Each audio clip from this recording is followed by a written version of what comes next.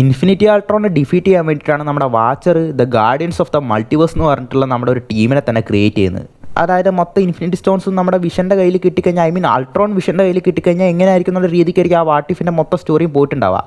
പക്ഷേ ഇതേപോലെ ആ യൂണിവേഴ്സിൽ മാത്രമല്ല ഇൻഫിനിറ്റി സ്റ്റോൺസ് അൾട്രോൺ വിഷൻ്റെ കയ്യിൽ കിട്ടുന്നത്. വേറെ ഒരുപാട് യൂണിവേഴ്സുകളിൽ ഇങ്ങനെ ഇൻഫിനിറ്റി സ്റ്റോൺസ് കളക്ട് ചെയ്തിട്ടുള്ള അൾട്രോൺ വിഷൻസ് ഉണ്ട്. അത് നമ്മൾ ഓൾറെഡി വാട്ടിഫ് സീസൺ 3യുടെ എൻഡിങ്ങിൽ കണ്ടതാണ്.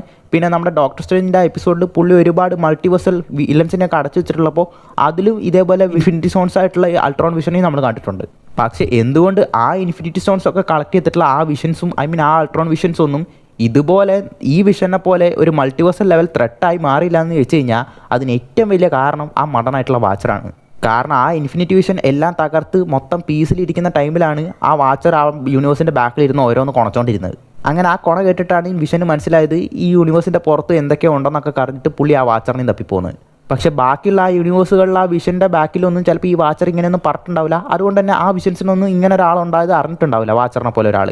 അതിൻ്റെ ഏറ്റവും വലിയ എക്സാമ്പിളാണ് ആ വാട്ടിഫ് സീസൺ 3യുടെ എൻഡിങ്ങിൽ കാണിച്ചിട്ടുള്ളത്. കാരണം അതിലും ഇതേപോലുള്ള ഇൻഫിനിറ്റി വിഷൻ നമ്മുടെ ആ മൊത്തം യൂണിവേഴ്സൊക്കെ നശിച്ചതിന് ശേഷം പുള്ളി എന്നേക്കുമായിട്ട് ശാന്തതയിൽ ഇരിക്കുകയായിരിക്കും. പുള്ളിയുടെ ബാക്കിൽ അങ്ങനെ ഒരു സൗണ്ട് ഒന്നും ഉണ്ടാക്കാത്തത് തന്നെ പുള്ളി എന്നേക്കുമായിട്ട് ആ ഒരേ ഇരുന്ന് നിർത്തം തന്നെയാണ് നിൽക്കുന്നത്. സോ വാച്ചർ തന്നെയാണ് വടി കൊടുത്ത് അടി വാങ്ങിയത്.